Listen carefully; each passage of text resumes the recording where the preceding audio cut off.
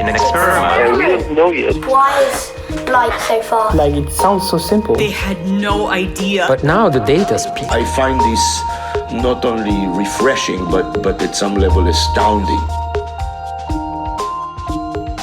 Nature. Welcome back to the Nature Podcast. This week, a probiotic to treat diabetes. And what scientists are hoping to learn from today's eclipse. I'm Benjamin Thompson. And I'm Nick Petrichow.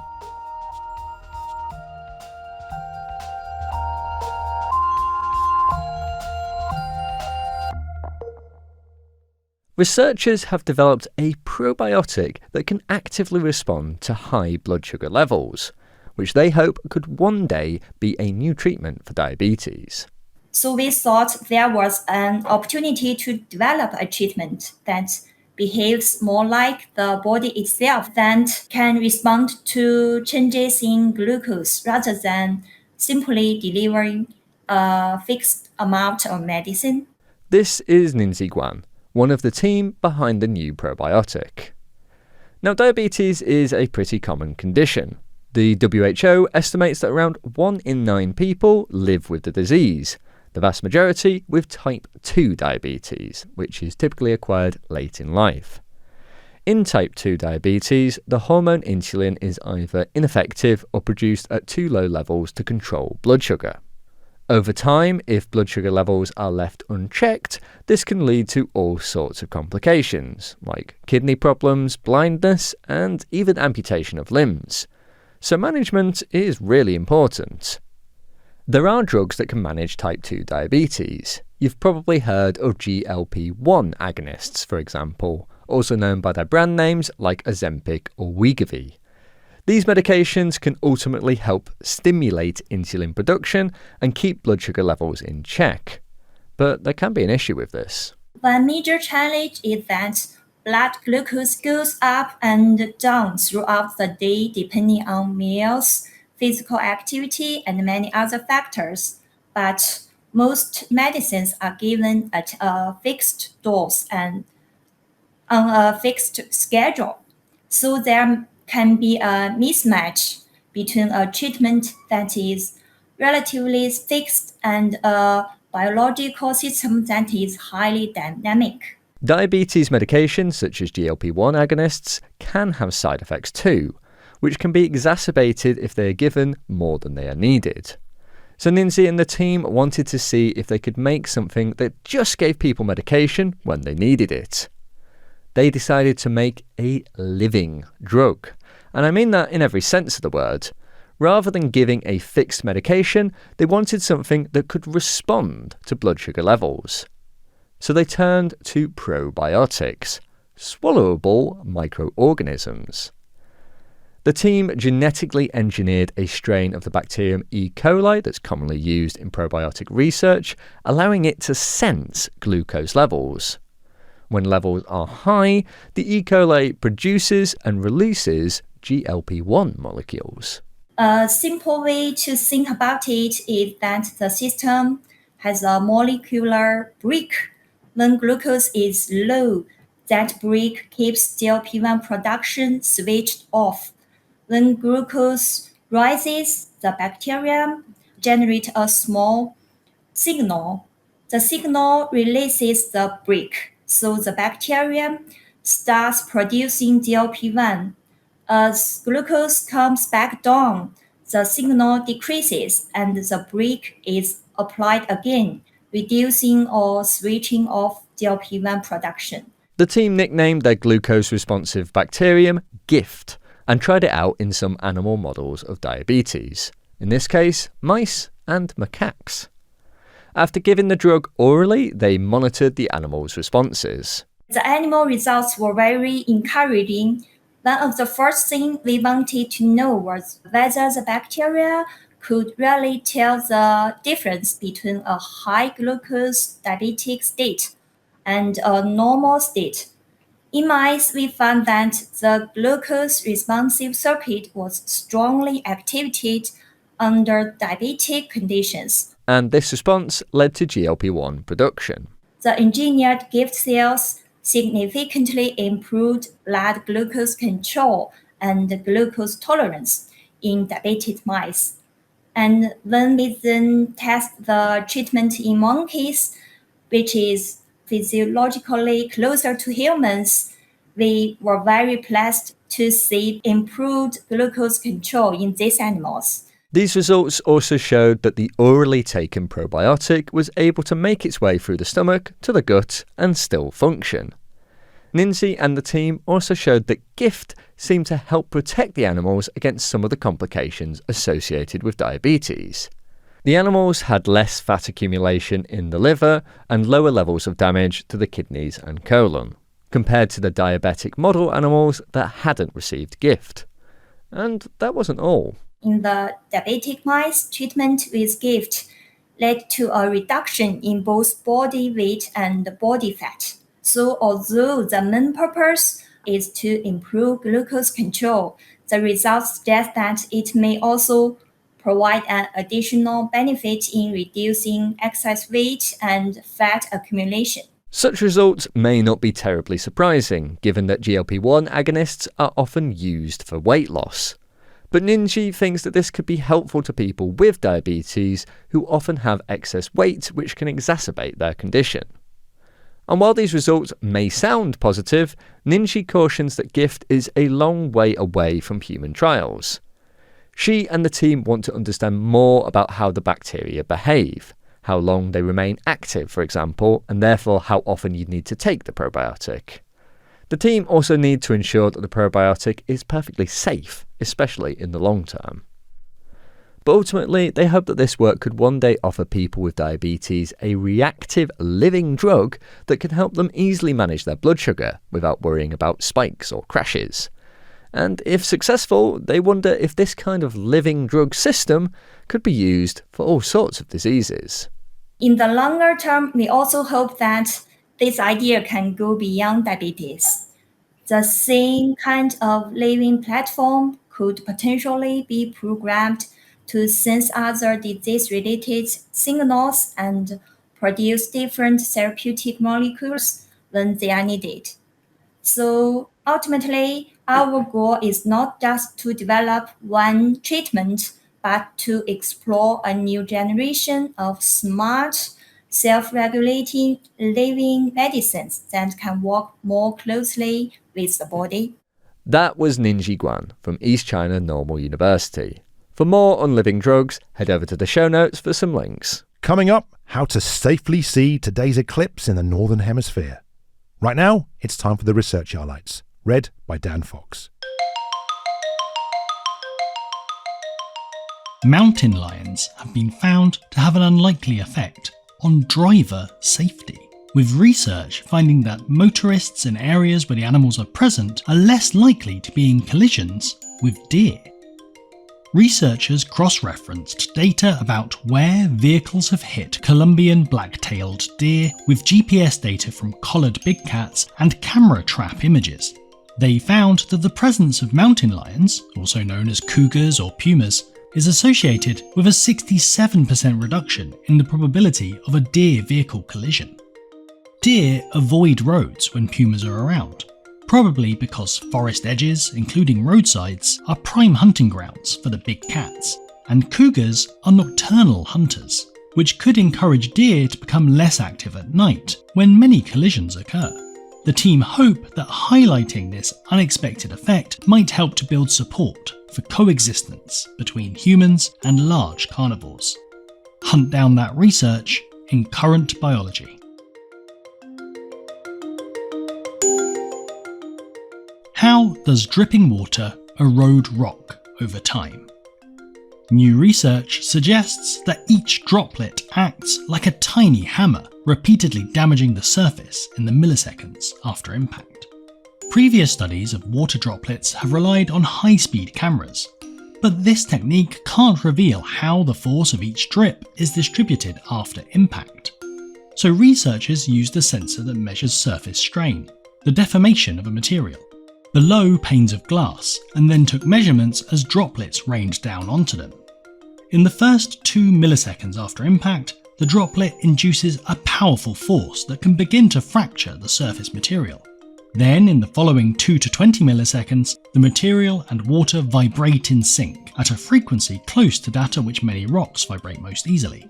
The authors say that these vibrations could expand microcracks and potentially increase erosion.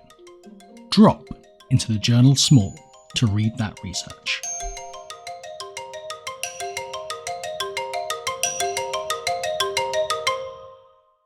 Back in the 1600s, Isaac Newton did a very peculiar experiment where he sat in a darkened room to dilate his pupils and then looked at a reflection of the sun in a mirror. Now, this didn't go too well for him. He was essentially blind for several days and suffered quite severe after effects for several months. Now, I'm not a medical doctor, but let me say this quite plainly. Do not stare at the sun. It is very, very bad for you. Now, why am I telling you this, listener? Well, because there's quite an exciting astronomical event happening shortly after the podcast goes live today, and it's a solar eclipse, which will be visible either completely or partially over much of the northern hemisphere. It peaks about 10 past 7 p.m. here in the UK. And here to tell us more about it is senior reporter here at Nature, Lizzie Gibney. Lizzie, how are you doing today? Hello, Ben. I'm good, thank you. I'm excited about the eclipse. So, what will be seen and where will it be seen, Lizzie? I think if you're in Iceland or northern Spain, you get the most eclipse, if I put it like that. That's right. But in various places in the northern hemisphere, stuff can be seen. Yes. So if you're in the path of totality, that is when the moon completely obscures the sun, you're going to see the total solar eclipse. And that is going to be in, yes, parts of Greenland, parts of Iceland, northern Spain and Portugal.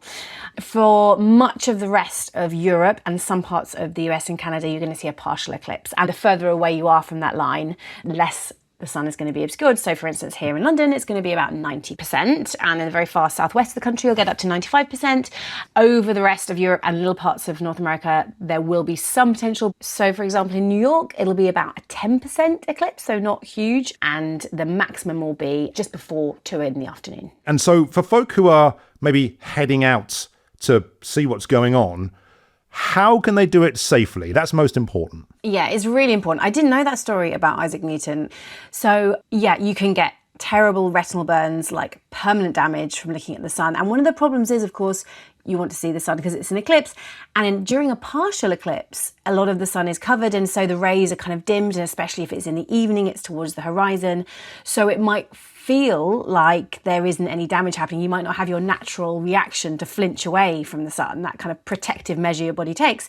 But actually it is doing quite severe damage. So, almost every eclipse, there is always afterwards a record of people who do get injured, unfortunately. So make sure that's not you. And there are various ways. One is to have eclipse glasses, which, given this is coming out on the day of the eclipse, people, if they don't have them already, may struggle to get hold of. But they have very, very heavy filters, and they only let through 0.032% of UV and visible light. So teeny tiny amount. So if you're wearing them, you actually can see absolutely nothing of the everyday world, as I've found when I'm testing them out. But if you look up at the sun during the eclipse, you're going to be able to see, the kind of crescent shape as the moon obscures the sun, as we are kind of in the moon's shadow. And they have to adhere to very specific ISO standards, so make sure you've got exactly the right ones. If you want some DIY methods, I have those as well, if perhaps you haven't prepped ahead. So what you are going to be able to do with the DIY methods is get a projection of that image. Again, exactly that kind of one circle crossing on top of the other, creating that kind of crescent shape. And to do that, you make a kind of pinhole camera, like your own DIY home version. And it can be as simple as 2 pieces of paper. You put a pinhole in one, it could be a pinhole. You hold one sheet up, so your back is to the sun, but you hold a sheet up so the light can fall through that hole. And then you hold another piece of paper out around arm's length in front of you, and you will get the image projected onto that piece of paper. You'll get a little inverted kind of crescent shape, and you can play around with it until you get the best version of that. Right, I think that's what I'm going to do. But there is another alternative, right? To use a colander. Some people might call it a strainer, basically a common kitchen implement. That's all right. So the other thing I should have said as well is because it is going to be quite low in the sky because it's happening in the evening across Europe. So you've got to check you actually will have line of sight of it from wherever you are. I'm going to go out to a park because it's quite a nice space, like open space. So I'm going to be taking with me half of my kitchen, because you can also use a colander, which is actually really nice. I've not tried it yet myself, but from what I can see, because there are lots of little holes, effectively you get like a kind of a disco ball like effect where you get lots of different little inverted images. Along the same theme, I've read that you can use a slotted spoon. Basically, you need some kind of aperture for the light to go through. And if you are just out and about, if you have literally nothing, you've completely forgotten, you don't have anything with you, the very easiest option is to find a tree that you can stand beneath, like a canopy of leaves. And that, you get those just like teeny tiny little gaps where the sunlight falls between the leaves in a canopy. That also can act as your pinhole. And if you look on the ground, you should hopefully be able to see exactly that crescent again. So indirects is the way forward if you haven't bought the necessary gear ahead of time. Do not look directly at the sun. Precisely. There is no safe way of doing it. You can't reflect it off anything. Definitely don't look through binoculars or any kind of telescope like that. In fact, leave all that side to the professionals. Like, people will be using telescopes to look at it directly, but with very, very specialist filters on them, which are absolutely essential. So yes, unless you have the glasses which have the right ISO mark on them, then do one of these projected methods, and I think you can have a lot of fun. Because the whole thing lasts about 2 hours, you have an hour of the moon kind of moving over the sun and an hour as it's moving off. That's when we're in a partial eclipse. When you have totality, which is what's going to happen in parts of northern Spain, Italy, Iceland and Greenland, then there is that, kind of like minute and a half, 2 minutes of totality where the whole world goes dark. You don't have to bother looking up at the sky and trying to find ways to see the actual eclipse. Like, what's weird and wonderful is this idea that it's just suddenly nighttime when it should be daytime. The birds go really quiet, stuff like that. Yeah, how the animals react, how colours change, what kind of shadows you can see, what your fellow humans are doing. Like, maybe just take pictures of your friends and family in that moment rather than necessarily the eclipse itself. That's definitely a lot safer. So right, aside from it being quite a peculiar event in terms of what may be seen, scientists are of course very interested in these things. What will they be looking for? Absolutely. So the key thing that you can do during eclipse that you can't do normally is see the sun's corona. So that's this kind of magnetic atmosphere that is around the sun, extremely hot. But of course, normally it's hard to see what's happening at the edges because the sun itself is just so bright that it obscures absolutely everything else. It completely makes that impossible. But as soon as you've got something in front of the sun, you can see the corona. And that's actually something you would be able to see if you are in totality. And you can see, for instance, sunspots where it's slightly dipped, or there's potential to see flaring and activity. So that's hugely interesting for scientists to see, to the extent that there is actually an ESA mission called Proba 3 that is doing this effect artificially. So they have 2 spacecraft orbiting Earth, where one acts as the fake moon and the other one is the fake Earth, and they observe the sun in that way. So this is so useful for scientists that we've set up a whole bevy of telescopes in space who are trying to study this. But this is one of the rare opportunities we're able to do it from Earth. Right, because it's weird. The surface of the sun is about, 5,000 degrees Celsius. But the corona is a couple of million? And it's the gap between the two that is confusing. Absolutely. And the corona is where we get a lot of the solar radiation comes from, which we care hugely about here on Earth. We call it space weather. We get streams of charged particles coming off the sun, and they can affect train lines and electricity networks and, disrupt satellites. So it's something that scientists are really trying to better understand, is the activity of the sun's corona and maybe how we can better predict the activity. And to do that, we have to understand the corona a lot better. And so, eclipses are an absolutely brilliant way to be able to study it from Earth. Well, I am very excited to go out and see what I can see on Wednesday evening, indirectly and safely, of course. And listeners, we'll have an article talking even more about the science that can be done during an eclipse, so look out for a link in the show notes for that. But for the meantime, all that's left to say is, Lizzie Gibney, thank you so much for being here. Thanks so much, Ben. And that's all for this time. If you'd like to stay in touch with us, you can. We're on email, podcast@nature.com, or you can find us on social media, @NaturePodcast. I'm Nick Petrochow. And I'm Benjamin Thompson. Thanks for listening.